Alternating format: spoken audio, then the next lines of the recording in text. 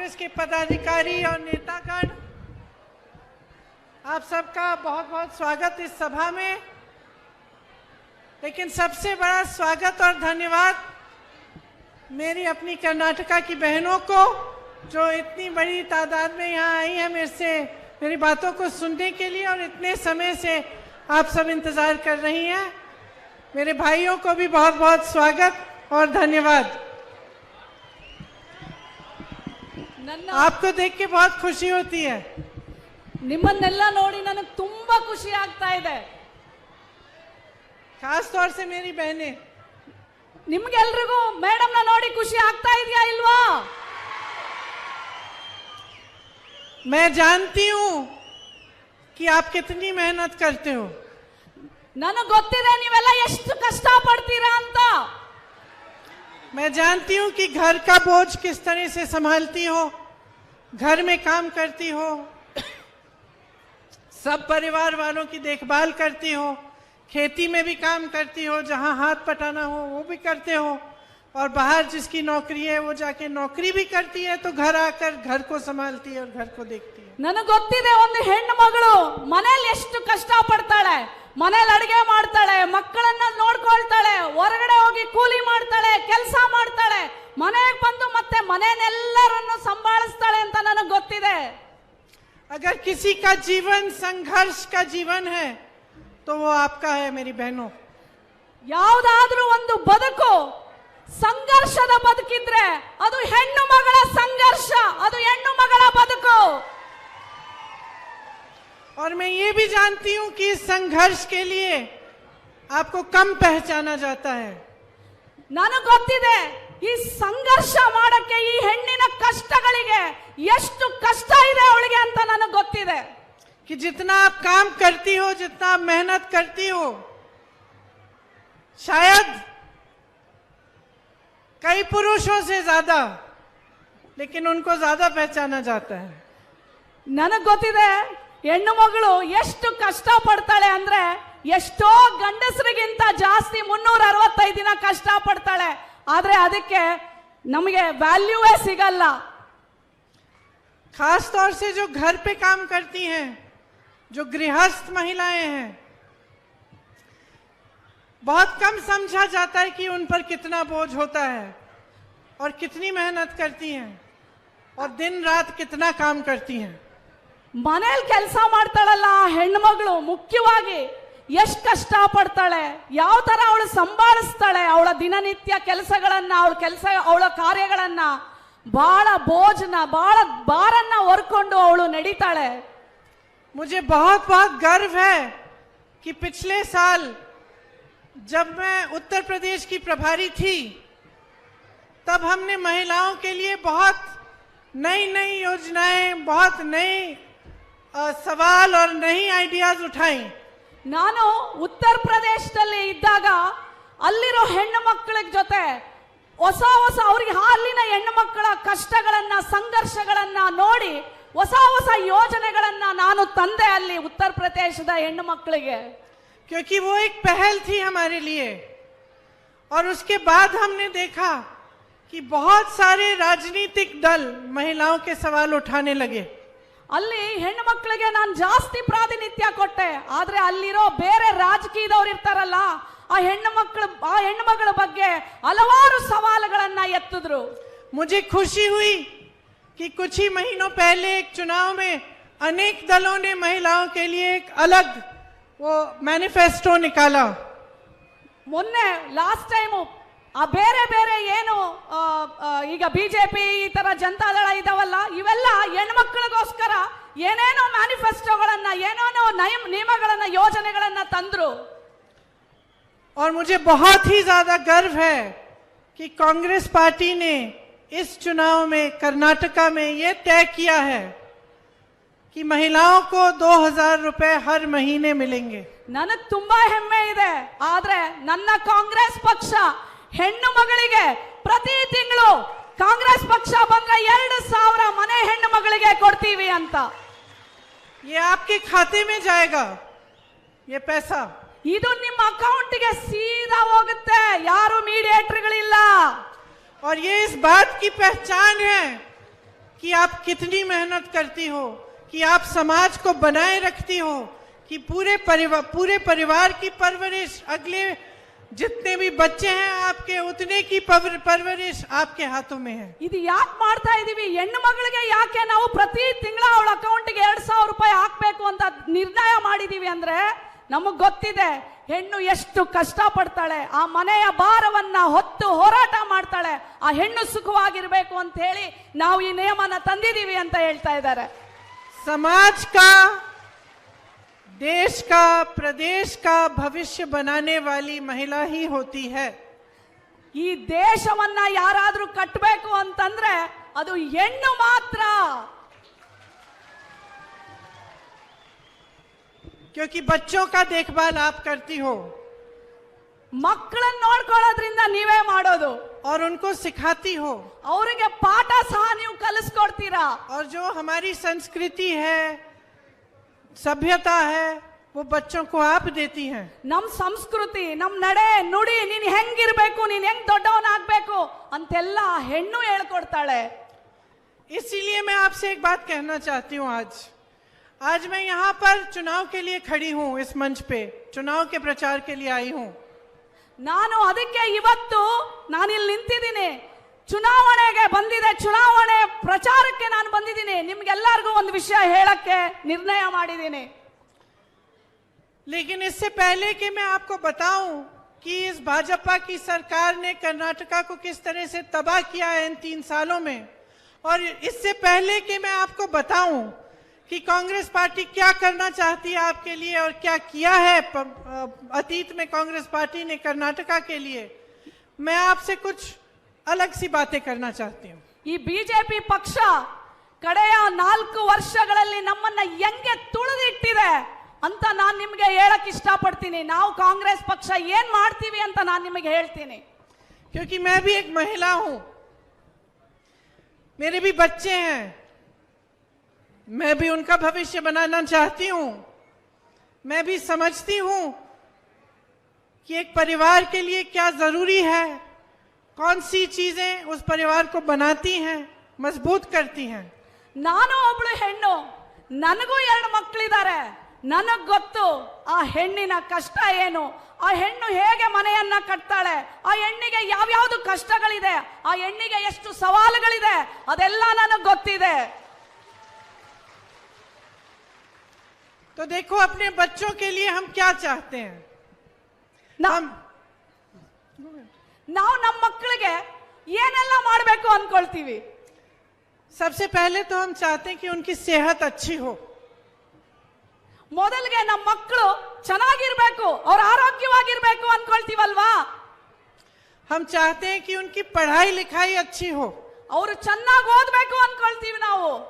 मैंने गरीब से गरीब परिवार देखे हैं, गरीब से गरीब गांव में, और जब मैं पूछती हूँ कि आप क्या चाहते हैं, किसी न किसी तरह जुगाड़ करके पैसे इकट्ठे करके वो अपने बच्चों को अच्छे इस पाठशाला में भेजना चाहते हैं। ನಾನು ಎಷ್ಟೋ ಬಡವರ ಹೆಣ್ಣು ಮಕ್ಕಳನ್ನ ನೋಡಿದ್ದೀನಿ, ಅವ್ರಿಗೆ ನೀವು ಏನು ಅಂತ ಕೇಳಿದ್ರೆ ಆ ಹೆಣ್ಣು ಮಗಳು ಆ ಬಡತನದಲ್ಲೂ ಸಹ 1 ರೂಪಾಯಿ ಕೂಡಿಟ್ಟು ನನ್ನ ಮಗುವಿನ ಭವಿಷ್ಯ ಕಟ್ಟಬೇಕು ಅಂತ ಹೇಳ್ತಾಳೆ ಆ ಹೆಣ್ಣು। मैं ऐसी बहनों से मिली हूं जिनके पास कुछ नहीं था, लेकिन छुप के अपने परिवार से जाके साड़ी के फॉल को सीकर थोड़े थोड़े पैसे बना के अपनी बेटियों को पढ़ाने के लिए भेजती हैं। ನನಗೊಬ್ಳು ಹೆಣ್ಣು ಮಗಳು ಗೊತ್ತಿತ್ತು, ಅವಳು ಸೀರೆ ಜಿಗ್ಜಾಗು ಫಾಲು ಮಾಡಿ ಚಿಕ್ಕ ಚಿಕ್ಕದ ಹಣ ಎಲ್ಲ ಕೂಡಿಟ್ಟು ತನ್ನ ಮಗಳನ್ನ ಓದಿಸಿದ್ಲು। तो सबसे पहले हम बच्चों की अच्छी सेहत चाहते हैं, हम चाहते हैं कि उस शिक्षा मिले उन्हें, हम चाहते हैं कि जब ये बच्चे बड़े हों, चाहे वो पुरुष हो चाहे वो महिला हो, हम चाहते हैं कि उसको अच्छा रोजगार मिले, वो अपने पैरों पे खड़ी हो। ನನಗೆ ನಮ್ಮ ಹೆಣ್ಣು ಮಕ್ಕಳು ಏನ್ ಅನ್ಕೊಳ್ತಾರೆ, ತನ್ನ ಮಕ್ಕಳಿಗೆ ಒಳ್ಳೆ ವಿದ್ಯಾಭ್ಯಾಸ ಸಿಗಬೇಕು, ಒಳ್ಳೆ ಭವಿಷ್ಯ ಸಿಗಬೇಕು, ಓದಾದ್ಮೇಲೆ ಅದು ಹುಡುಗ ಇರ್ಲಿ ಕೆಲಸ ಸಿಗಬೇಕು ಅಂತ ನಾವೆಲ್ಲ ಅನ್ಕೊಳ್ತೀವಲ್ವಾ। उनको दुख होता है तो हमें दुख होता है। ಅವರಿಗೆ ಮಕ್ಕಳಿಗೆ ಏನಾದ್ರೂ ನೋವಾಯ್ತು ಅಂದ್ರೆ ನಮಗೂ ತಾಯಿಗೆ ನೋವಾಗುತ್ತೆ। उनका आत्मविश्वास कम होता है, ಅವರ ಆತ್ಮವಿಶ್ವಾಸ ಕಡಿಮೆ ಆದಾಗ ತಾಯಿಗೂ ಆತ್ಮವಿಶ್ವಾಸ ಕಡಿಮೆ ಆಗುತ್ತೆ, तो हमें दुख होता है। ನಮಗೂ ನೋವು ಆಗುತ್ತೆ। जब वो नौकरी के लिए जाती हैं, उन्हें रोजगार मिलता है, हम खुश होते हैं।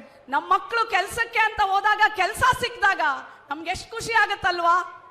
जब हमारे नौजवान बच्चे अच्छा रोजगार पाते हैं तो हम खुश होते हैं कि अब बच्चा घर को चलाएगा, हमारी भी देखभाल करेगा। ನಮ್ಮ ಮಕ್ಕಳು ದೊಡ್ಡವರಾಗಿ ಕೆಲ್ಸಕ್ಕೆ ಹೋಗಿ ಕೆಲಸ ಸಿಕ್ಕಿ ದುಡ್ಡು ಸಂಬಳ ತಗೊಂಬಂದ್ರೆ ನಮ್ಗೆ ಎಷ್ಟು ಖುಷಿ ಆಗುತ್ತಲ್ವಾ?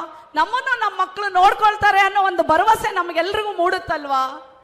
और अगर हम मेहनत करते हैं, चाहे हम महिला हो पुरुष हो, अगर हम घर पे मेहनत करते हैं या खेतियों में करते हैं या बाहर जाके जॉब लेके करते हैं, कुछ भी करते हैं, तो हम इसी नजरिए से करते हैं कि हम अपने परिवार को मजबूत बनाएंगे, हम अपने बच्चों को बड़ा करके उनके लिए अच्छे अच्छे भविष्य की उम्मीद रखेंगे। ನಾವು ಗಂಡಸರಾಗ್ಲಿ ಹೆಣ್ಮಕ್ಳಾಗ್ಲಿ ಇಬ್ರು ದುಡಿತೀವಿ, ಹೊರಗೋಗಿ ಒಳಗೆ ದುಡಿತೀವಿ. ಯಾಕೆ? ನಮ್ಮ ಮಕ್ಕಳ ಭವಿಷ್ಯಕ್ಕೆ, ನಮ್ಮ ಮಕ್ಕಳ ಉದ್ಧಾರಕ್ಕೆ, ನಮ್ಮ ಮನೆ ಚೆನ್ನಾಗಿ ಬೆಳೀಲಿ ಅಂತ ಅಲ್ವಾ? तो इस पूरी जो ये सारी जो मेहनत हम करते हैं, ये सारी जो जिंदगी हम जी रहे हैं, इसमें नेताओं की, राजनीति की, सरकारों की क्या भूमिका है? ನಾವಿಷ್ಟೆಲ್ಲ ಕಷ್ಟ ಪಡ್ತೀವಲ್ಲ, ಈ ಗೆದ್ದು ಬರ್ತಾರಲ್ಲ ರಾಜಕಾರಣಿಗಳು, ಈ ನೇತಾರು, ಅವ್ರದ್ದು ಏನು ಜವಾಬ್ದಾರಿ? ಅವ್ರು ನಮಗೋಸ್ಕರ ಏನ್ ಮಾಡ್ಬೇಕು? हम नेताओं में क्यों विश्वास करते हैं? ನಾವು ಈ ರಾಜಕಾರಣ ಗೆದ್ದು ಬರ್ತಾರಲ್ಲ ಅವ್ರ ರಾಜಕಾರಣಿಗಳಲ್ಲಿ ನಾವು ಯಾಕೆ ವಿಶ್ವಾಸ ಇಡಬೇಕು? मैं यहाँ खड़ी हूँ, पहली बार आप मुझे मिल रहे हैं, मेरी बातें सुन रहे हैं, मुझ में विश्वास क्यों है? ಈಗ ನಾನು ಫಸ್ಟ್ ಟೈಮ್ ಪ್ರಿಯಾಂಕಾ ಗಾಂಧಿ ನಾನು ಇಲ್ಲಿ ಬಂದು ನಿಂತ್ಕೊಂಡಿದ್ದೀನಿ, ನನ್ನ ಮೇಲೆ ನೀವೆಲ್ಲರಿಗೂ ವಿಶ್ವಾಸ ಇದೆಯಲ್ಲ, ಯಾಕಿದೆ? किस लिए? ಯಾಕಿದೆ ನಿಮ್ಗೆ? ಪ್ರಿಯಾಂಕಾ ಗಾಂಧಿ ಮೇಲೆ ನಿಮಗೆ ವಿಶ್ವಾಸ ಇದೆ, ಯಾಕಿದೆ?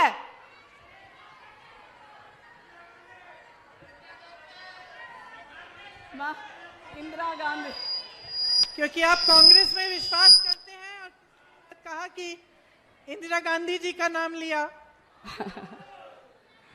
क्योंकि आपने नेताओं में पहले विश्वास किया और कुछ ऐसे नेता थे जिन्होंने आपका विश्वास नहीं तोड़ा। जैसे इंदिरा जी का नाम लिया, आप सब इंदिरा जी को जानते थे, आपने देखा सुना उनके बारे में, क्या खासियत थी उनमें? ये खासियत थी कि आपका विश्वास कभी नहीं तोड़ा। ನಿಮಗೆ ಅವಾಗಿನ ನೇತ ಅಂದ್ರೆ ಅವಾಗ ಗೆದ್ದು ಬಂದಂತ ರಾಜಕಾರಣಿಗಳು, ಇಂದಿರಾ ಗಾಂಧಿ ಮೇಲೆ ನಿಮ್ಗೆಲ್ಲರಿಗೂ ವಿಶ್ವಾಸ ಇದೆ, ನೀವೆಲ್ಲ ಇಂದಿರಾ ಗಾಂಧಿ ಅಂದ್ರಿ. ಯಾಕೆ ಇಟ್ಟಿದ್ರಿ ನೀವು ಅಷ್ಟು ವಿಶ್ವಾಸ? ಯಾಕೆ ಅಂದ್ರೆ ಅವಾಗಿನ ರಾಜಕಾರಣಿಗಳು, ಅವಾಗಿನ ನಮ್ಮ ಇಂದಿರಾ ಗಾಂಧಿ ನಿಮ್ಮ ವಿಶ್ವಾಸವನ್ನ ಮುರಿಲಿಲ್ಲ, ಅವರು ನಿಮಗೆ ಬದುಕನ್ನ ಕಟ್ಕೊಟ್ರು. ಅದಕ್ಕೆ ನೀವು ಇಂದಿರಾ ಗಾಂಧಿಯ ಮೇಲೆ ವಿಶ್ವಾಸ ಇಟ್ಟಿದ್ರಿ ಅಲ್ವಾ? तो आज अगर आपको मुझ में विश्वास है तो इसमें मेरा कोई श्रेय नहीं है, इसमें इंदिरा जी का श्रेय है, कांग्रेस पार्टी के नेताओं का श्रेय है, कुछ राजीव जी का है, कुछ सोनिया जी का है, कुछ उन सारे नेताओं का है जिन्होंने आपके लिए सचमुच काम किया। ನೋಡಿ, ಅವ್ರು ಹೇಳ್ತಾ ಇದ್ದಾರೆ ಮೇಡಮ್, ಏನಂದ್ರೆ ನೀವು ಇಂದಿರಾ ಗಾಂಧಿ ಮೇಲೆ, ಕಾಂಗ್ರೆಸ್ ಪಕ್ಷದ ಮೇಲೆ, ಎಲ್ಲಾದ್ರ ಮೇಲೆ ವಿಶ್ವಾಸ ಇಟ್ಟಿದ್ರಿ. ಅದು ನಂದೇನಲ್ಲ. ಯಾಕೆ ಇಟ್ಟಿದ್ರಿ ಅಂದ್ರೆ ಇಂದಿರಾ ಗಾಂಧಿ ಅವರಾಗ್ಲಿ, ಜವಾಹರ್ಲಾಲ್ ನೆಹರು ಅವರಾಗ್ಲಿ, ಸೋನಿಯಾ ಗಾಂಧಿ ಅವರಾಗ್ಲಿ, ಮನಮೋಹನ್ ಸಿಂಗ್ ಅವರಾಗ್ಲಿ, ಎಷ್ಟೋ ಕಾಂಗ್ರೆಸ್ ಲೀಡರ್ಸ್ ಗಳಾಗ್ಲಿ ನಿಮಗೋಸ್ಕರ ಬೇಕಾದಂಗೆ ಕೆಲಸ ಮಾಡಿಕೊಟ್ರು. ಅದಕ್ಕೆ ನೀವು ಇವತ್ತು ಪ್ರಿಯಾಂಕಾ ಗಾಂಧಿ ಅವರ ಮೇಲೆ ವಿಶ್ವಾಸ ಇಟ್ಟಿದ್ದೀರಾ, ಹೌದಾ ಅಲ್ವಾ? तो जब मैंने आपसे पूछा कि एक नेता की, एक राजनीतिक दल की क्या भूमिका होती है आपके जीवन में और आपके बच्चों के भविष्य को बनाने में, तो मैं यही कहना चाह रही थी कि एक बहुत बड़ी भूमिका होती है।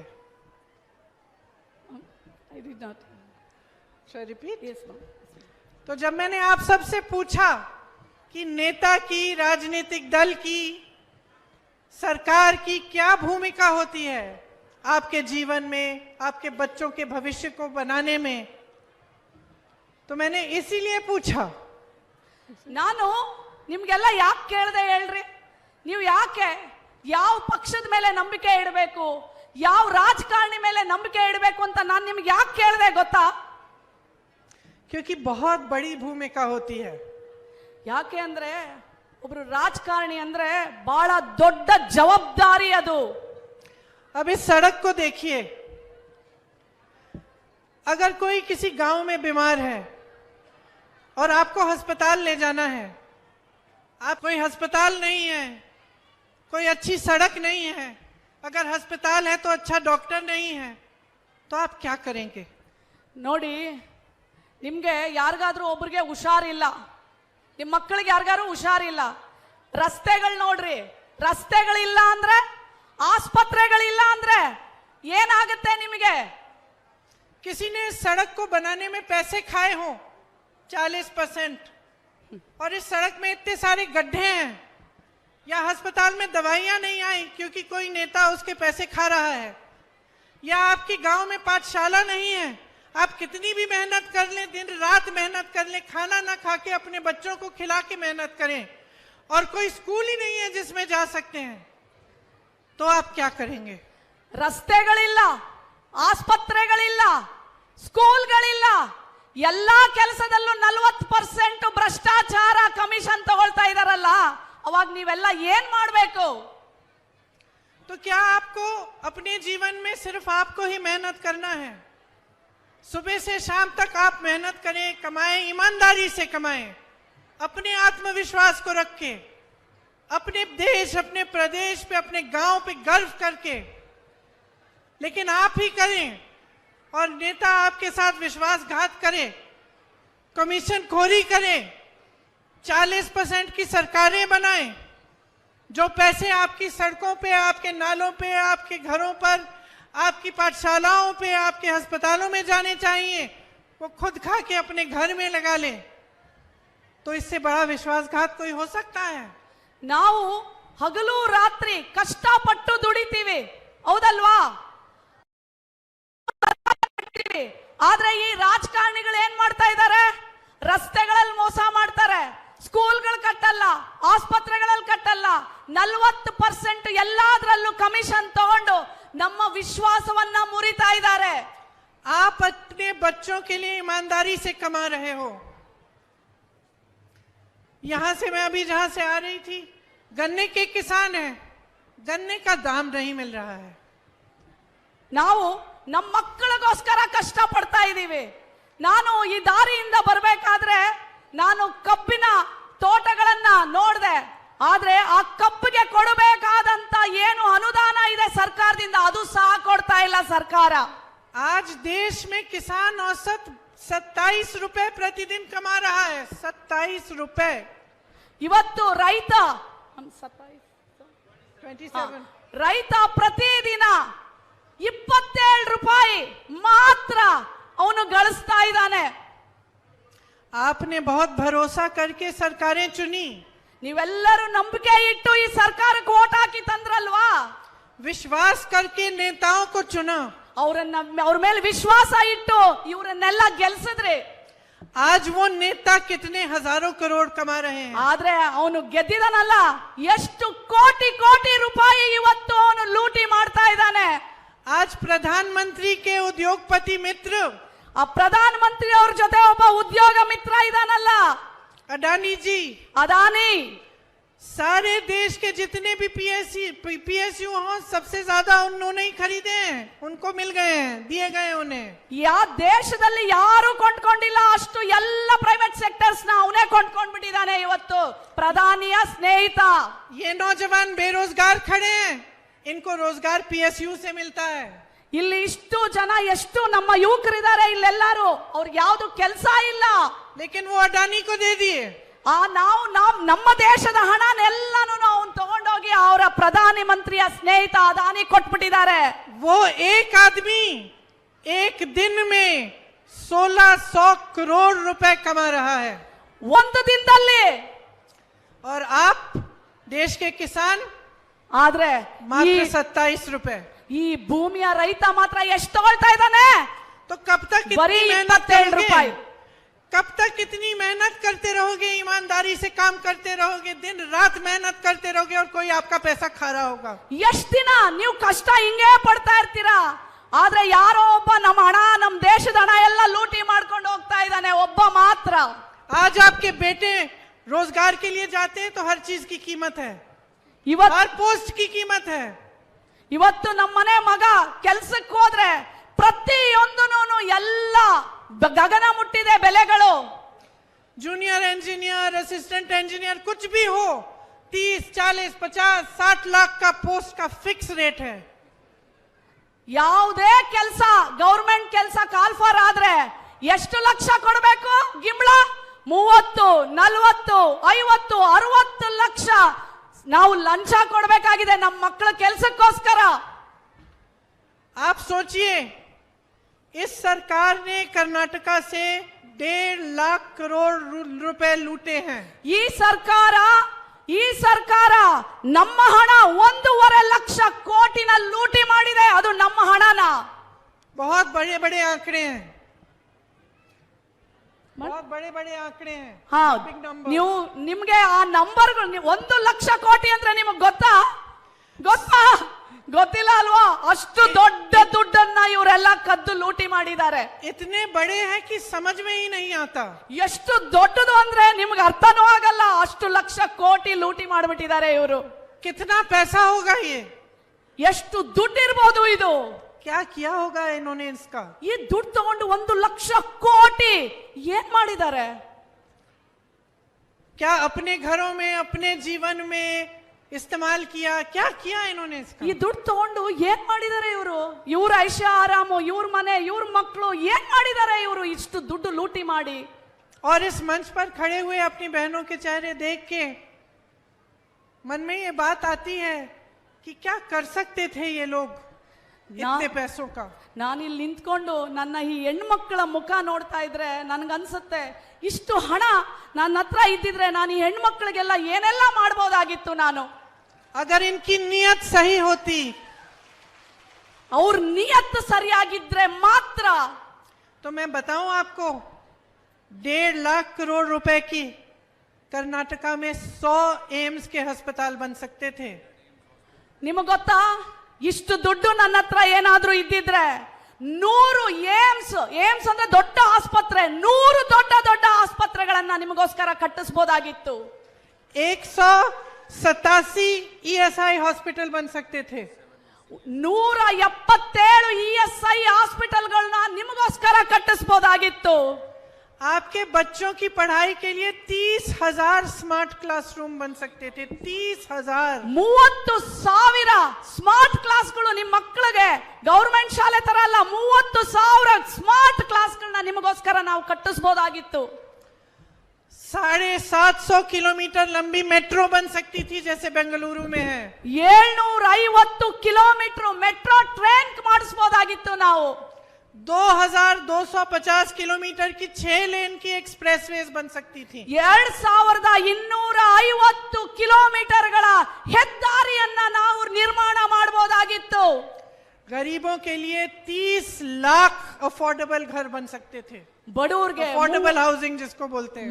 ಬಡವರಿಗೆ 30 ಲಕ್ಷ ಮನೆಗಳನ್ನ ಕಟ್ಟಿಸ್ಕೊಡ್ಬೋದಾಗಿತ್ತು. लेकिन लूटे गए ये पैसे. ಆದ್ರೆ ಆ 1.5 ಲಕ್ಷ ಕೋಟಿ ದುಡ್ಡನ್ನ ಇವರಷ್ಟೇ ಜನ ಲೂಟಿ ಮಾಡಿ ತಿಂದಾಕ್ಬಿಟ್ರು. आपका भरोसा, आपका विश्वास लूटा गया. ನಿಮ್ಮ ಭರವಸೆ, ನಿಮ್ಮ ವಿಶ್ವಾಸವನ್ನ ಮುರಿದಿದ್ದಾರೆ ಅವರೆಲ್ಲರೂ. कर्नाटका की अपनी नंदिनी है. ಕರ್ನಾಟಕದ ನಮ್ದು ನಂದಿನಿ ಹಾಲು, ನಂದಿನಿ ನಮ್ದು. आप सब तो जानते होंगे उसके बारे में. ನಿಮ್ಗೆಲ್ರಿಗೂ ಗೊತ್ತಲ್ಲ ಅದ್ರ ಬಗ್ಗೆ. उसको भी छीनने की कोशिश हो रही है. ಅದನ್ನು ಮುಗಿಸ್ಬೇಕು ಅಂತ ಹೊರಟಿದ್ದಾರೆ. गुजरात से अमूल लाया जा रहा है चुपचाप से. ಗುಜರಾತ್ ಇಂದ ಅಮೂಲ್ ಅಂತ ಒಂದು ಕಂಪನಿನ ತಗೊಂಬರಕ್ ಹೋಗಿದ್ದಾರೆ, ಅದು ಯಾರಿಗೂ ಗೊತ್ತಾಗದೆ ಇರೋ ಹಂಗೆ. कहते हैं कि कर्नाटका में दूध का कलेक्शन कम हो गया है. ಅವ್ರು ಏನ್ ಹೇಳ್ತಾವ್ರೆ, ಯಾಕೆ ಅಮೂಲ್ ತರ್ತಾ ಇದ್ದೀರಾ ಅಂದ್ರೆ ಕರ್ನಾಟಕದಲ್ಲಿ ಹಾಲು ಕಡಿಮೆ ಆಗ್ಬಿಟ್ಟಿದೆ ಅಂತ ಹೇಳ್ತಾ ಇದ್ದಾರೆ.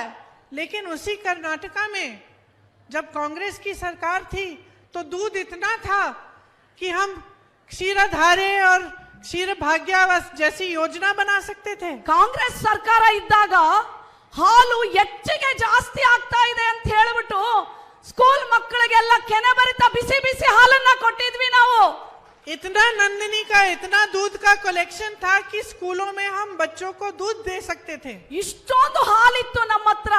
ಪ್ರತಿ ಶಾಲೆ ಗವರ್ಮೆಂಟ್ ಶಾಲೆ ಮಕ್ಕಳಿಗೆ ನಾವು ನಂದಿನಿ ಹಾಲನ್ನು ಕೊಡ್ತಾ ಇದ್ವಲ್ಲಪ್ಪ. और आपको याद होगा क्षीराधारे हमने योजना जो बनाई थी कांग्रेस ने, ನಿಮಗೆಲ್ಲ ಕ್ಷೀರಧಾರೆ ನೆನಪಿದ್ಯಾ? ನಾವು ಕಾಂಗ್ರೆಸ್ ಸರ್ಕಾರ ಮಾಡಿದ್ವಿ. उसमें 5 रुपए प्रति लीटर किसानों को मिलता था दूध के लिए. ಪ್ರತಿಯೊಬ್ರು ರೈತನಿಗೆ 5 ರೂಪಾಯಿ ಸಬ್ಸಿಡಿ ಕೊಡ್ತಾ ಇದ್ವಿ ನಾವು ಪ್ರತಿ ಲೀಟರ್ ಹಾಲಿಗೆ. अब ये कह रहे हैं कि कम कलेक्शन हो गई है. ಇವಾಗ ಹೇಳ್ತಾವ್ರೆ ಹಾಲ್ ಕಡಿಮೆ ಆಗ್ಬಿಟ್ಟಿದೆ ಅಂತ. ಅದ್ ಹೆಂಗ್ ಸಾಧ್ಯ? क्यों? क्योंकि ये अपने दूसरे कोऑपरेटिव को लाना चाह रहे हैं यहाँ. ಈಗ ಇವರು ನಂದಿನಿನ ಮುಗಿಸ್ಬೇಕು ಅಂತ ಬೇರೆ ಒಂದು ಕೋಆಪರೇಟಿವ್ ಸೊಸೈಟಿನ ಹಾಲಿನ ಸೊಸೈಟಿನ ತಗೊಂಬರಕ್ ಹೊರಟು ಬಿಟ್ಟಿದ್ದಾರೆ. और नंदिनी को उसमें जोड़ना चाह रहे हैं. ನಂದಿನಿನ ಅದನ್ನ ಅದರಲ್ಲಿ ಮಿಕ್ಸ್ ಮಾಡಬೇಕು ಅಂತ ಹೊರಟಿದ್ದಾರೆ. हर स्तर पर कर्नाटका प्रदेश का, कर्नाटका की जनता का पूरी तरह से अपमान हो रहा है. हर स्तर पर, ಪ್ರತಿ ಜಾಗದಲ್ಲಿ ಪ್ರತಿಯೊಂದರಲ್ಲೂ ಕರ್ನಾಟಕಕ್ಕೆ ತುಂಬಾ ಅಪಮಾನ ಮಾಡ್ತಾ ಇದ್ದಾರೆ ಇವರು. आरएसएस जैसी संस्थाएं आपके महात्मा बसवन्ना जी, नारायण गुरु जी के बारे में भी झूठ फैलाते हैं. RSS ಅಂತ ಒಂದು ಸಂಘ ಸಂಸ್ಥೆ ಇದೆಯಲ್ಲ, ಅವರು ನಮ್ಮ ಬಸವಣ್ಣ ಮತ್ತೆ ನಮ್ಮ ನಾರಾಯಣ ಗುರುಗಳ ಮೇಲೆ ತಪ್ಪು ವದಂತಿಗಳನ್ನ ಹರಡಿಸ್ತಾ ಇದ್ದಾರೆ. तो आप सोच सकते हैं आपकी संस्कृति का अपमान, जो कोऑपरेटिव्स आपने अपनी मेहनत से बनाए उनका अपमान, भ्रष्टाचार करके आपकी मेहनत का अपमान. तो ऐसी सरकार आपके जीवन को सुधार कैसे सकती है? ನೋಡಿ ಹೆಂಗೆ ಈ ಸರ್ಕಾರ ನಮ್ಮ ಮಠ ಮಾನ್ಯ ಧರ್ಮ, ನಮ್ಮ ಗುರುಗಳನ್ನ, ನಮ್ಮ ಬಸವಣ್ಣ, ನಮ್ಮ ಕರ್ನಾಟಕದ ಸಂಸ್ಕೃತಿಯನ್ನ ಪ್ರತಿ ಹಂತದಲ್ಲಿ ನಮಗೆ ಅವಮಾನ ಮಾಡ್ತಾ ಇದ್ದಾರೆ ಈ ಪಕ್ಷದವರು. इन नेताओं से आपको मिलेगा क्या? ಈ ಒಂದು ರಾಜಕಾರಣಿಗಳಿಂದ ನಿಮಗೆ ಏನ್ ಸಿಗುತ್ತೆ? ये तो आपसे ले रहे हैं. ಎಲ್ಲ ನಮ್ಮಿಂದ ಕಸ್ಕೊಳ್ತಾ ಇದ್ದಾರೆ. सत्ता भी आपसे लेते हैं जब आप वोट देते हो. ನಮ್ಮಿಂದ ನಾವು ಹಾಕೋ ಒಂದು ಮತನೂ ಸಹ ಕಸ್ಕೊಳ್ತಾ ಇದ್ದಾರೆ. लूट के आपसे लेते हैं. ಆ ಅಧಿಕಾರನ ಲೂಟಿ ಮಾಡಿ ತಗೊಳ್ತಾ ಇದ್ದಾರೆ. और आप मेहनत से अपने बच्चों की परवरिश करना चाहते हैं. ನೀವು ನಮ್ಮ ಮಕ್ಕಳನ್ನ ಆ ಒಳ್ಳೆಯವರಾಗಿ ಬೆಳಿಬೇಕು ಅಂತ ಇದ್ರೆ तो मेरी बहनों जाग जाओ. ನೀವೆಲ್ಲರೂ ಹುಷಾರಾಗ್ಬೇಕು. ನೋಡಿ ಈ ಸಲ ನಿಮ್ಮ ಮಕ್ಕಳ ಭವಿಷ್ಯವನ್ನ ಕಟ್ಟಬೇಕು ಅಂತಂದ್ರೆ ನೀವೆಲ್ಲ ಹುಷಾರಾಗ್ಬೇಕು. सबसे पहले तो इस बात पर जागरूक बन जाओ कि चुनाव के जो मुद्दे हैं वो आपके मुद्दे होने चाहिए. ನೋಡಿ ನೀವೆಲ್ಲರೂ ಹುಷಾರಾಗಿ, ಇವತ್ತು ಚುನಾವಣೆ ಏನ್ ನಡೀತಾ ಇದೆ, ಯಾವುದ್ರ ಮೇಲೆ ಚುನಾವಣೆ ನಡೀಬೇಕು, ನೀವೆಲ್ಲರೂ ಯಾಕೆ ಮತ ಹಾಕ್ಬೇಕು ಅಂತ ನೀವೆಲ್ಲರೂ ಹುಷಾರಾಗ್ಬೇಕು. आपकी सड़कें कैसी हैं, आपके स्वास्थ्य के लिए क्या सुविधाएं हैं, बच्चों के स्वास्थ्य के लिए क्या सुविधाएं हैं, पाठशालाएं कैसी हैं, सड़कें कैसी हैं, रोजगार मिल रहा है कि नहीं, महंगाई पर रोक लग रही है कि नहीं, ये मुद्दे हैं. ನೀವು ಯಾವುದ್ರ ಮೇಲೆ ಗಮನ ಇಡಬೇಕು ಈ ಸಲ ಚುನಾವಣೆಯಲ್ಲಿ ಅಂದ್ರೆ ನಿಮ್ಮ ಮಕ್ಕಳ ಬದುಕು, ನಿಮ್ಮ ಮಕ್ಕಳ ಭವಿಷ್ಯ, ನಿಮ್ಮ ಮಕ್ಕಳ ಆರೋಗ್ಯ, ನಿಮ್ಮ ಮನೆ ಮುಂದೆ ಇರೋ ಬೀದಿಗಳು, ಪ್ರತಿಯೊಂದ್ರ ಮೇಲೂ ನೀವು ಈ ಸಲ ಚುನಾವಣೆಯಲ್ಲಿ ನೋಡಿ ವಿಶ್ವಾಸ ಇಟ್ಟು ತಿಳಿದು ವೋಟ್ ಹಾಕ್ಬೇಕಾಗತ್ತೆ. आपकी मेहनत का आदर हो रहा है कि नहीं, ನಿಮ್ಮ ಕಷ್ಟ ಪಡ್ತಿರಲ್ಲ ಅದಕ್ಕೆ ಗೌರವ ಸಿಗಬೇಕು. क्या ये सरकार आपके लिए दिन रात काम कर रही है कि ಈ नहीं? ಸರ್ಕಾರ ನಿಮ್ಗೆ ದಿನ ರಾತ್ರಿ ಕೆಲಸ ಮಾಡ್ತಾ ಇದೆಯಾ ಅಂತ ನೀವು ತಿಳ್ಕೋಬೇಕು. पहचानो उनको ನೀವು ಕಂಡಿಡ್ಕೊಳ್ಳಿ. जो चुनाव के समय आपके सामने आते हैं ಬರೀ ಚುನಾವಣೆ ಮುಂದೆ ಮಾತ್ರ ಬರ್ತಾರಷ್ಟೇ. और अपनी स्वार्थ साधने के लिए आपको एक दूसरे से लड़ाते हैं. ಅವರ ಸ್ವಾರ್ಥಕ್ಕೋಸ್ಕರ ನಮ್ಮಲ್ಲೇ ಜಗಳ ಹಚ್ಚಿಬಿಡ್ತಾರೆ. पहचानो उनको ಅವರನ್ನೆಲ್ಲ ನೀವು ಕಂಡಿಡಿಬೇಕು. जो झूठे वादे करते हैं. ನೀವು ಅವ್ರೇನು ಸುಳ್ಳು ಆಶ್ವಾಸನೆ ಕೊಡ್ತಾ ಇದಾರಲ್ಲ ಅದನ್ನೆಲ್ಲ ನೀವು ತಿಳ್ಕೊಳ್ಳಿ. चुनाव के समय बड़ी बड़ी बातें करते हैं. ಚುನಾವಣೆ ಮುಂದೆ ಬಹಳ ದೊಡ್ಡ ದೊಡ್ಡ ಮಾತುಗಳನ್ನ ಹೇಳ್ತಾರೆ. और चुनाव के बाद उन वादों को भूल चुके होते हैं. ಚುನಾವಣೆ ಮುಗಿದ್ಮೇಲೆ ಅವ್ರು ಕೊಟ್ಟಂತ ಮಾತನ್ನ ಯಾವುದು ನೆನ್ಪಿಟ್ಕೊಳ್ಳಲ್ಲ. मेरी बहनों पूछो, ನನ್ನ ಅಕ್ಕ ತಂಗಿರೇ ನೀವು ಅದನ್ನ ಕೇಳಬೇಕು. भाजपा ने आपको 26 वादे किए थे पिछले चुनाव में. ಭಾಜಪ ಬಿಜೆಪಿ ಅವರು ನಿಮಗೆ ಎಷ್ಟೊಂದು ವಾದಗಳನ್ನ ಕೊಟ್ಟಿದ್ರು, ನಾನು ಅದು ಮಾಡ್ತೀನಿ ಇದು ಮಾಡ್ತೀನಿ ಅಂತ. 26 जिसमें से 24 आज तक पूरे नहीं हुए हैं। ಇವತ್ತು ಎಷ್ಟು ಆಶ್ವಾಸನೆಗಳನ್ನ ಕೊಟ್ಟಿದ್ರೆ ಅಷ್ಟರಲ್ಲಿ ಅಷ್ಟನ್ನು ಅವರು ಪೂರೈಸಲೇ ಇಲ್ಲ. युवाओं को बोला था रोजगार मिलेगा, ಯುವಕರಿಗೆ ಹೇಳಿದ್ರು ನಿಮ್ಮ ಪ್ರತಿಯೊಬ್ಬರಿಗೂ ನೌಕರಿ ಸಿಗುತ್ತೆ, ಕೆಲಸ ಸಿಗುತ್ತೆ ಅಂತ. आज लाखों सरकारी पद खाली हैं, कर्नाटका में खाली हैं, ಇವತ್ತು रोजगार खाली है, दे ಇವತ್ತು- सकते हैं, नहीं दे ಇವತ್ತು रहे। ಲಕ್ಷಗಟ್ಲೆ ಕೆಲಸಗಳು ಸರ್ಕಾರದಲ್ಲಿ ಖಾಲಿ ಇದಾವೆ, ತುಂಬೇ ಇಲ್ಲ. ಅವರು दे नहीं रहे हैं बहनों। ಅವ್ರೇನ್ ನಮ್ಗೇನ್ ಕೊಡ್ತಾ ಇಲ್ಲ. मेरे भाइयों, आप वहां खड़े हो, आप में से बहुत सारे बेरोजगार होंगे, आपकी नौकरी पड़ी है खाली, ಅಣ್ಣ ತಮ್ಮಂದಿರೇ, ನೀವೆಲ್ಲ ಅಲ್ಲಿದ್ದೀರಲ್ಲ, लेकिन ಯುವಕರೇ, आपको नहीं दी जा रही। ನಿಮ್ಗೆಲ್ಲ ಗೊತ್ತಿರ್ಲಿ, ಲಕ್ಷಾಂತರ ನೌಕರಿಗಳು ಕೆಲಸಗಳು ಸರ್ಕಾರದಲ್ಲಿ ಖಾಲಿ ಇದಾವೆ, ಆದ್ರೆ ನಿಮ್ಗೆ ಕೊಡಕ್ ಮಾತ್ರ ಅವರು ರೆಡಿ ಇಲ್ಲ. वादा किया था कि डबल इंजन की सरकार है, किसान की कमाई भी डबल होगी। ವಾದ ಮಾಡಿದ್ರು, ಪ್ರಾಮಿಸ್ ಮಾಡಿದ್ರು, ನಮ್ಗೆ ವಚನ ಕೊಟ್ಟಿದ್ರು. ಇಲ್ಲೂ ಬಿಜೆಪಿ ಸರ್ಕಾರ, ಅಲ್ಲೂ ಬಿಜೆಪಿ ಸರ್ಕಾರ, ಡಬಲ್ ಇಂಜಿನ್ ನಿಮ್ಗೆಲ್ಲ ನಾವು ಮಾಡ್ಕೊಡ್ತೀವಿ ಅಂತ ಮಾತು ಕೊಟ್ಟಿದ್ರು ನಮಗೆ. देश के अनेक प्रदेशों में गन्ने के, चावल के दाम ज्यादा मिल रहे हैं, यहाँ कम मिल रहे हैं। ಎಲ್ಲಾನು ಜಾಸ್ತಿ ಆಗ್ಬಿಟ್ಟಿದೆ ಇವತ್ತು ರೇಟ್ಗಳು. देखो, कांग्रेस की जो सरकारें हैं, उन्होंने वादे किए और उन वादों को निभाने का पूरा प्रयास किया। ಕಾಂಗ್ರೆಸ್ ಸರ್ಕಾರ ಮಾತ್ರ ಕೊಟ್ಟ ಮಾತಿಗೆ ತಪ್ಪಲ್ಲ, ಹೇಳಿದಂತೆ ನುಡಿದಂತೆ ನಡೆಯುತ್ತೆ ನಮ್ಮ ಕಾಂಗ್ರೆಸ್ ಸರ್ಕಾರ. राजस्थान में सरकार बनी, किसानों का कर्जा माफ हुआ। ರಾಜಸ್ಥಾನದಲ್ಲಿ ಕಾಂಗ್ರೆಸ್ ಸರ್ಕಾರ ಬಂತು, ಪ್ರತಿಯೊಬ್ಬ ರೈತನ ಸಾಲ ಮನ್ನಾ ಮಾಡಿದ್ವಿ. छत्तीसगढ़ में सरकार बनी, कर्जा माफ हुआ। ಛತ್ತೀಸ್ಗಢಲ್ಲೂ ಕಾಂಗ್ರೆಸ್ ಸರ್ಕಾರ ಗೆದ್ದು ಬಂತು, ಅಲ್ಲೂ ರೈತರ ಸಾಲ ಮನ್ನಾ ಮಾಡಿದ್ವಿ. एमएसपी बढ़ाई गई, ಮಿನಿಮಮ್ ಸಪೋರ್ಟಿಂಗ್ ಪ್ರೈಸ್ ಹೆಚ್ಚಿಗೆ ಮಾಡಿದ್ರು, ರೈತನಿಗೆ ಕೊಡುವಂತ ನಿಧಿ ಜಾಸ್ತಿ ಮಾಡಿದ್ವಿ. कई योजनाएं बनी इन प्रदेशों में। ಆ ಪ್ರದೇಶಗಳಲ್ಲಿ ಕಾಂಗ್ರೆಸ್ ಇರುವಂತ ಪ್ರದೇಶಗಳಲ್ಲಿ ಎಷ್ಟೊಂದು ಯೋಜನೆಗಳನ್ನ ನಾವು ತಂದಿದ್ದೀವಿ. अभी हिमाचल प्रदेश में चुनाव हुआ, वादा किया कि पुरानी पेंशन स्कीम लागू करेंगे, लागू करनी शुरू हो गई है। ಆಲ್ರೆಡಿ ನಾವು ಏನೇನ್ ವಾದ ಮಾಡಿದ್ವಿ ಅದನ್ನೆಲ್ಲ ನಾವು ಇವತ್ತು ತಂದಿದ್ದೀವಿ. आपको याद है कि जब कर्नाटका में कांग्रेस की सरकार थी तो अन्ना भाग्य आपको मिला। ನಿಮಗ್ ನೆನಪಿದ್ಯಾ? ಕರ್ನಾಟಕ ಸರ್ಕಾರ ಇದ್ದಾಗ ಅನ್ನಭಾಗ್ಯ ತಂದಿದ್ದು ನೆನಪಿದ್ಯಾ ನಿಮಗೆ? पशु भाग्य मिला, ಪಶು ಭಾಗ್ಯ, कृषि भाग्य, ಕೃಷಿ ಭಾಗ್ಯ, आरोग्य भाग्य, ಆರೋಗ್ಯ ಭಾಗ್ಯ, विद्याश्री, ವಿದ್ಯಾಸಿರಿ, इंदिरा कैंटीन, ಇಂದಿರಾ ಕ್ಯಾಂಟೀನ್. क्षीर भाग्य अधिकार दिया। ನಿಮ್ಮ ಅಧಿಕಾರ ಇತ್ತು, ನಿಮ್ಮ ಹಕ್ಕಿತ್ತು, ನಾವು ಪೂರ್ಣ ಮಾಡಿದ್ವಿ. आपको कोई एहसान नहीं किया। ನಿಮಗೇನು ನಾವೇನು ಎಹ್ಸಾನ್ ಮಾಡಿಲ್ಲ, ನಾವೇನು ಇದು ಮಾಡ್ಲಿಲ್ಲ, ನಿಮ್ಮ ಋಣ ತೀರ್ಸಿದೀವಿ ನಾವು. आप ही का अधिकार था, ನಿಮ್ಮ ಅಧಿಕಾರ ಇತ್ತು, ಅದು आप ही का हक था, ನಿಮ್ಮ ಹಕ್ಕಿತ್ತದು. और आज भी आपका हक है। ಇವತ್ತು ಅದು ನಿಮ್ಮ ಹಕ್ಕಿದೆ. आज भी कोई भी सरकार आए तो आपका अधिकार है कि आपके लिए दिन रात वो नेता काम। 1 ಲಕ್ಷ ಹುದ್ದೆಗಳು ಇವತ್ತು ಖಾಲಿ ಇದೆ, ಇದರಿಂದ ಅವರು ನಿಮಗೆ ತುಂಬಾ ಮೋಸ ಮಾಡಿದ್ದಾರೆ. कांग्रेस पार्टी इन पदों को भरेगी, आपको रोजगार देगी। ಕಾಂಗ್ರೆಸ್ ಪಕ್ಷ ಬಂದ್ರೆ ಇದನ್ನ ಖಂಡಿತ ನಿಮಗೆಲ್ಲರಿಗೂ ಏನು ಖಾಲಿ ಇದೆ ಆ ಹುದ್ದೆಗಳಲ್ಲಿ ನಿಮಗೆಲ್ಲರಿಗೂ ತುಂಬುತ್ತೀವಿ ಅಂತ ಪ್ರಮಾಣ ಮಾಡ್ತೀವಿ ನಾವು. एक बात पूछूं, ನಾನು ನಿಮಗೆಲ್ಲ ಒಂದು ಪ್ರಶ್ನೆ ಕೇಳಲಾ? जब से भाजपा की सरकार आई है तो क्या आपके जीवन में तरक्की आई है? ಬಿಜೆಪಿ ಸರ್ಕಾರ ಬಂದಾಗಿಂದ ನೀವು ಸುಖವಾಗಿದ್ದೀರಾ? महंगाई बढ़ी है कि घटी है? ಬೆಲೆ ಏರಿಕೆ ಗಗನಕ್ಕೇರಿದೆಯಾ ಅಥವಾ ಕೆಳಗಿಳಿದಿದೆಯಾ? और मुश्किल हुई ना पहले से? ಮೊದಲಿಗಿಂತ ಹೇಗಿದೆ? हुई। ಏನಾದ್ರೂ ಒಳ್ಳೇದಾಗಿದೆಯಾ ನಿಮಗೆ?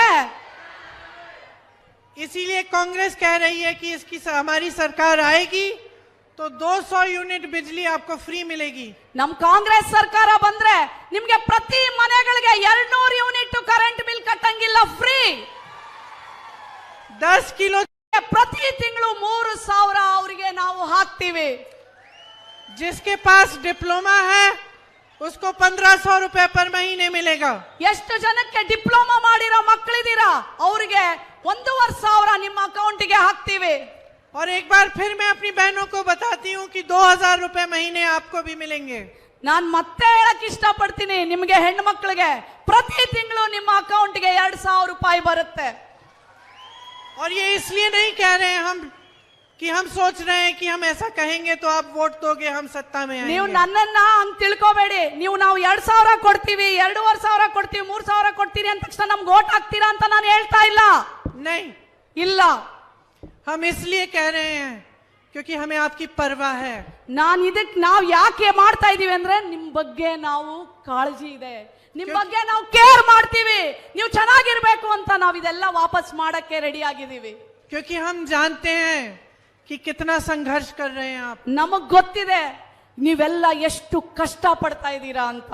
कि जब से इस बीजेपी की सरकार आई है और इसने आपको लूटा है हर रोज. ಯಾವಾಗಿಂದ ಈ ಬಿಜೆಪಿ ಬಂದಿದೆ ನಿಮ್ಮನ್ನ ಲೂಟಿ ಮಾಡ್ತಾ ಇದ್ದಾರೆ. आपके जीवन में कितनी मुश्किलें बढ़ी हैं. ಬಿಜೆಪಿ ಬಂದಾಗಿಂದ ನಿಮ್ ಬದುಕಲ್ಲಿ ಎಷ್ಟೊಂದು ಕಷ್ಟಗಳು ಬಂದಿದೆ. हम उस बोझ को हल्का करना चाहते हैं. ಆ ಕಷ್ಟಗಳನ್ನ ನಿವಾರಣೆ ಮಾಡಬೇಕು ಅಂತ ಹೊರಟಿದೀವಿ. आपकी सहायता करना चाहते हैं. ಎಲ್ರಿಗೂ ಸಹಾಯ ಮಾಡಬೇಕು ಅಂತ ಹೊರಟಿದೀವಿ. हम चाहते हैं कि कर्नाटका का आत्मविश्वास बिल्कुल टूटे नहीं, मजबूत रहे. और भी मजबूत बने. ನಮಗೆ ಕರ್ನಾಟಕದ ಜನರ ಆತ್ಮವಿಶ್ವಾಸ ಯಾವತ್ತೂ ಮುರಿಬಾರ್ದು, ಅದನ್ನ ಕಟ್ಟಕ್ಕೆ ಪ್ರಯತ್ನ ಮಾಡ್ತೀವಿ. आज आपको मालूम है कि कर्नाटका के युवा जहां भी जाते हैं, दिल्ली आते हैं नौकरी के लिए, हमें मालूम होता है कि ये मेहनती लड़का है. ನಿಮಗ್ ಗೊತ್ತಾ, ಕರ್ನಾಟಕದ ಮಕ್ಕಳೇನಾದ್ರೂ ದಿಲ್ಲಿಗೆ ಬಂದಾಗ ನಾವು ಅವರನ್ನು ನೋಡಿದ ತಕ್ಷಣ ಕಂಡಿದ್ದೀವಿ ಇದು ಕರ್ನಾಟಕದ ಹುಡುಗ ಅಂತ. ಯಾಕೆ ಅಂದ್ರೆ ಕರ್ನಾಟಕದ ಮಕ್ಕಳು ಬಹಳ ಬುದ್ಧಿವಂತರು. कई बार मैं विदेश जाती हूँ, कर्नाटका की लड़कियां लड़के मिलते हैं, बात करते हैं मुझसे, मुझे गर्व होता है. ನಾನು ಫಾರಿನ್ ಹೋದಾಗ್ಲೂ ಅಷ್ಟೇ, ಅಲ್ಲಿ ಕರ್ನಾಟಕದ ಮಕ್ಕಳು ಸಿಕ್ಕಿದಾಗ ಮಾತಾಡ್ತಾರೆ ನನ್ನ ಜೊತೆ, ಅವಾಗ ನನಗೆ ತುಂಬಾ ಗೌರವ ಅನ್ಸುತ್ತೆ. ಓ, ಇದು ನಮ್ಮ ಕರ್ನಾಟಕದ ಮಕ್ಕಳು ಅಂತ. मैं सोचती हूँ देखो हमारे देश को किस तरह से देश का नाम आगे बढ़ा रहे हैं. ನೋಡು, ನಮ್ಮ ಕರ್ನಾಟಕದ ಮಕ್ಕಳು ನಮ್ಮ ದೇಶದ ಹೆಸರನ್ನ ಯಾವ ತರ ಅವರು ನಮ್ಮ ಬೇರೆ ದೇಶಗಳಲ್ಲಿ ಹೆಸರು ಎತ್ತಾ ಇದ್ದಾರೆ ಅಂತ ಖುಷಿ ಆಗುತ್ತೆ ನನಗೆ. बाहर जाकर मेहनत करके ईमानदारी से काम करके ये दिखाते हैं कि हाँ हम कर्नाटका के हैं, हम भारत के हैं और हम किस तरह से मेहनत करना जानते हैं. ನಾವು ಕಷ್ಟಪಟ್ಟು ಓದಿ ವಿದ್ಯಾವಂತರಾಗಿ, ಹೌದು ಇದು ನಮ್ಮ ಭಾರತದ सरदार हैं आप, सब बातें समझते हैं. मैं जानती हूँ मेरी बहनें, आपने जीवन बहुत देखा है, बहुत संघर्ष किया है. ನನಗೆ ಗೊತ್ತು, ನನ್ನ ಹೆಣ್ಣು ಮಕ್ಕಳು ತುಂಬಾ ಸಂಘರ್ಷ, ತುಂಬಾ ಹೋರಾಟ, ತುಂಬಾ ಕಷ್ಟದಲ್ಲಿ ಇದ್ದೀರಾ. मैं आपको समझाने नहीं आई हूँ. ನಾನ್ ನಿಮ್ಗೆಲ್ಲ ಸಮಜಾಯಿಸಿ ಕೊಡಕ್ಕೆ ನಾನು ಬಂದಿಲ್ಲ ಇಲ್ಲಿ. आपसे बहुत कुछ सीख सकती हूँ, ಆದ್ರೆ ನಿಮ್ಮಿಂದ ನಾನು ತುಂಬಾ ಕಲಿತೀನಿ. लेकिन मैं ये जरूर कहने आई हूँ ನಾನು ಇದು ಮಾತ್ರ ನಿಮ್ಗೆ ಹೇಳಕ್ ಬಂದಿದ್ದೀನಿ, कि इस चुनाव को आप हल्के में मत लीजिए. हल्के में मत लीजिए. ಈ ಚುನಾವಣೆನ ನೀವು ಅಷ್ಟು ಸುಲಭವಾಗಿ ತಿಳ್ಕೋಬೇಡಿ. ये चुनाव आपके बच्चों का भविष्य बनाएगा. ಈ ಚುನಾವಣೆ ನಿಮ್ಮ ಮಕ್ಕಳ ಭವಿಷ್ಯವನ್ನ ಕಟ್ಟುತ್ತೆ. ये नौजवानों का भविष्य बनाएगा. ಈ ಎಲ್ಲ ಯುವಕರ ಭವಿಷ್ಯವನ್ನ ಕಟ್ಟುತ್ತೆ. आपकी संस्कृति का भविष्य तय होगा. ನಿಮ್ಮೆಲ್ಲರ ಭವಿಷ್ಯವನ್ನ ನಿರ್ಧಾರ ಮಾಡುತ್ತೆ. आपकी सभ्यता का भी. ನಿಮ್ಮೆಲ್ಲರ ಸಭ್ಯತೆಯನ್ನ ಪರೀಕ್ಷೆ ಮಾಡುತ್ತೆ ಈ ಚುನಾವಣೆ. क्योंकि जब सरकारें लूटती हैं और संस्कृतियों को बदलने की कोशिश करती हैं, झूठ बुलवाती हैं, ಈ ಸರ್ಕಾರ तो ನಮ್ಮನ್ನ भलाई नहीं, तो समाज की भलाई नहीं होती. ಈ ಸರ್ಕಾರ ನಮ್ಮನ್ನ ಲೂಟಿ ಮಾಡ್ತಾ ಇದೆ, ಸುಳ್ಳು ಹೇಳ್ತಾ ಇದೆ, ಇದು ನಮ್ಮ ಒಳ್ಳೆಯದಕ್ಕಲ್ಲ. भाई भाई को एक करने वाली, ಅಣ್ಣ ತಮ್ಮಂದಿರನ್ನ ಒಂದಾಗಿ ಇರುವಂತ, पूरे प्रदेश और देश की परवरिश एक परिवार की तरह एक साथ करने वाली, ಪ್ರತಿಯೊಂದು ಜನಾಂಗ ಧರ್ಮದವರನ್ನ ಅಣ್ಣ ತಮ್ಮಂದಿರಾಗಿ ಇರುವಂತ, युवाओं का, महिलाओं का आत्मविश्वास, उनको आत्मनिर्भर बनाने का काम करने वाली सरकार, ಯುವಕರನ್ನ ಮಹಿಳೆಯರ ಆತ್ಮ ನಿರ್ಧಾರವನ್ನ ಆತ್ಮ ಸ್ವಾಭಿಮಾನವನ್ನ ಕಟ್ಟುವಂತ ಈ ಪಕ್ಷ, ईमानदार सरकार जो आपसे लूटे नहीं लेकिन आपको दिल खोल कर दे. ಸತ್ಯವಾದಂತ ಸರ್ಕಾರ ನಿಮ್ಮನ್ನ ಲೂಟಿ ಮಾಡೋದಿಲ್ಲ. यही आपका अधिकार है. ಅದು ನಿಮ್ಮ ಅಧಿಕಾರ. अपने अधिकार को पहचानो. ನಿಮ್ಮ ಅಧಿಕಾರವನ್ನ ನೀವು ಗುರ್ತಿಡಿರಿ. ಈ ಸಲ इस चुनाव की अहमियत को पहचानो. ಈ ಚುನಾವಣೆಯ ಒಂದು ತೂಕವನ್ನ ನೀವು ಗೊತ್ತಿಟ್ಕೋಬೇಕು. एक नेता की बातों में मत पड़ो. ಒಬ್ಬ ಯಾರೋ ಒಬ್ಬ ಬಂದು ಹೇಳ್ತಾನೆ ಏನೋ ಸುಳ್ಳು ಅಂತಂದ್ರೆ ಅವನ ಹಿಂದೆ ಹೋಗ್ಬೇಡಿ, ವಿಶ್ವಾಸ ಮಾಡಬೇಡಿ. अपने अनुभव पर देखो चलो. ನಿಮಗೆ ಏನಾಗಿದೆ, ನೀವು ಈ 5 ವರ್ಷ ಹೆಂಗೆ ಅನುಭವಿಸಿದೀರಾ ಅದ್ರ ಮೇಲೆ ನೀವು ಈ ಸಲ ವೋಟ್ ಹಾಕ್ಬೇಕು. जीवन सुधरा नहीं है ना, ನಿಮ್ದೆಲ್ಲ ಜೀವನ ಏನು ಚೆನ್ನಾಗಿಲ್ಲ ಅಲ್ವಾ? महंगाई घटी नहीं है ना, ಬೆಲೆ ಏರಿಕೆ ಆಗಿದೆ ಅಲ್ವಾ? विकास हुआ नहीं है ना. ವಿಕಾಸ ಅಂತೂ ಆಗೇ ಇಲ್ಲ, ಉದ್ಧಾರ ಆಗಿಲ್ಲ. तो इस बात एक ऐसी सरकार चुनो जो विकास लाए, जो नए ಇದನ್ನ पाठशालाएं, नई संस्थाएं खोले, नए अस्पताल खोले, नए आपके लिए आरोग्य भाग्य जैसे और क्षीरा भाग्य जैसे योजनाएं बनाए. ಇದನ್ನೆಲ್ಲ ನೀವು ತಿಳ್ಕೊಂಡು ಆರೋಗ್ಯ ಭಾಗ್ಯ, ಕ್ಷೀರ ಭಾಗ್ಯ, ಕ್ಷೀರಧಾರೆ ಪ್ರತಿಯೊಂದು ಮಾಡುವಂತ ಸರ್ಕಾರವನ್ನ ನೀವು ಈ ಸಲ ಗೆಲ್ಲಿಸಬೇಕು. एक ऐसी सरकार जिसको आपके गर्व और कर्नाटका के गर्व और देश के गर्व से गर्व हो. ನೀವು ಎಂತ ಸರ್ಕಾರವನ್ನ ಗೆಲ್ಲಿಸಬೇಕು ಅಂದ್ರೆ ನಿಮ್ಮ ಆತ್ಮಾಭಿಮಾನವನ್ನ, ನಮ್ಮ ಕರ್ನಾಟಕದ ಆತ್ಮಾಭಿಮಾನವನ್ನ, ನಮ್ಮ ದೇಶದ ಗೌರವನ್ನ ಉಳಿಸುವಂತ ಸರ್ಕಾರವನ್ನ ನೀವು ಗೆಲ್ಲಿಸಬೇಕು ಈ ಸಲ. तो इस चुनाव को अपने बारे में बनाओ, ಈ ಚುನಾವಣೆ ನಿಮ್ಮದಾಗ್ಲಿ. अपनी जरूरतों के बारे में, ನಿಮಗೆ ಏನ್ ಅವಶ್ಯಕತೆ ಇದೆ ಅದಕ್ಕೋಸ್ಕರ ಈ ಚುನಾವಣೆ ಆಗ್ಲಿ. अपने मुद्दों के बारे में. ನಿಮಗೂ ಹಕ್ಕುಗಳಿಗೋಸ್ಕರ ಈ ಚುನಾವಣೆ ಆಗ್ಲಿ. और कांग्रेस पार्टी को जिताकर एक ऐसी सरकार लाओ जो आपको पहचाने, आपको समझे और आपकी समस्याओं को सुलझाए. ಕಾಂಗ್ರೆಸ್ ಪಕ್ಷವನ್ನ ಗೆಲ್ಲಿಸಿ ಆ ಸರ್ಕಾರ, ಕಾಂಗ್ರೆಸ್ ಪಕ್ಷ ನಿಮ್ಮನ್ನ ಗುರುತಿಸುತ್ತೆ, ನಿಮ್ಮ ಕಷ್ಟಗಳನ್ನ ಗುರುತಿಸುತ್ತೆ, ನಿಮ್ಮ ಪ್ರತಿಯೊಂದು ಏನೇನು ಬೇಕು ಪ್ರತಿಯೊಂದನ್ನು ಗುರುತಿಸುವಂತ ಕಾಂಗ್ರೆಸ್ ಪಕ್ಷವನ್ನ ನೀವು ಗೆಲ್ಲಿಸಬೇಕು ಈ ಸಲ. ये आप सबकी जिम्मेदारी है, ಇದೆಲ್ಲ ನಿಮ್ಮ ಜವಾಬ್ದಾರಿ. लेकिन मेरी बहनों सबसे ज्यादा आपकी जिम्मेदारी है. ಹೆಣ್ಮಕ್ಳು, ಅಕ್ಕ ತಂಗಿದಿರಿದಿರಲ್ಲ, ಎಲ್ರಿಗಿಂತ ಜಾಸ್ತಿ ಅದು ನಿಮ್ಮ ಜವಾಬ್ದಾರಿ ಈ ಸರ್ಕಾರವನ್ನ ಗೆಲ್ಲಿಸೋದು. बच्चों का भविष्य आपके हाथों में है. ಯಾಕೆ ಅಂದ್ರೆ ನಿಮ್ಮ ಮಕ್ಕಳ ಭವಿಷ್ಯ ಇದರಲ್ಲಿದೆ. कांग्रेस को मौका दो कि उस भविष्य को मजबूत बनाए. ಕಾಂಗ್ರೆಸ್ ಪಕ್ಷಕ್ಕೆ ಅವಕಾಶ ಕೊಡಿ ಈ ಮಕ್ಕಳ ಭವಿಷ್ಯವನ್ನ ಬಿಗಿಯಾಗಿ ಗಟ್ಟಿಯಾಗಿ ಕಟ್ಟೋದಕ್ಕೆ. और ये इतना प्यार जो आपने मुझे दिया है यहाँ आके, और मेरी बातों को इतनी चुपचाप से संजीदगी से सुनने का, उसके लिए बहुत बहुत धन्यवाद. ಇಷ್ಟೊಂದು ನನಗೆ ಪ್ರೀತಿ ಕೊಟ್ಟಿದ್ದೀರಾ, ಬೆಳಗ್ಗಿಂದ ಕೂತ್ಕೊಂಡು ನನಗೋಸ್ಕರ ಕಾದು ನನ್ನ ಮಾತುಗಳನ್ನ ಕೇಳಿದೀರಾ. आपके प्यार को हम काम में बदल के दिखाएंगे. हम आपके लिए काम करके कर्नाटका को मजबूत बना के, यहाँ के विकास को करके ये प्यार आपका लौटाएंगे. ಈ ಪ್ರೀತಿಯನ್ನ ನಾನು ಕರ್ನಾಟಕವನ್ನ ಕಟ್ಟೋದಕ್ಕೆ, ಈ ನಿಮ್ಮೆಲ್ಲರ ಭವಿಷ್ಯವನ್ನ ಕಟ್ಟೋದಕ್ಕೆ ನಾನು ಉಪಯೋಗ ಮಾಡ್ತೀನಿ. मेरे साथ कहिए, जय कर्नाटका, जय कर्नाटका, जय कर्नाटका. 3 बार जय हिंद, ಜೈ ಹಿಂದ್, जय हिंद, ಜೈ ಹಿಂದ್, जय हिंद. ಜೈ ಹಿಂದ್. धन्यवाद.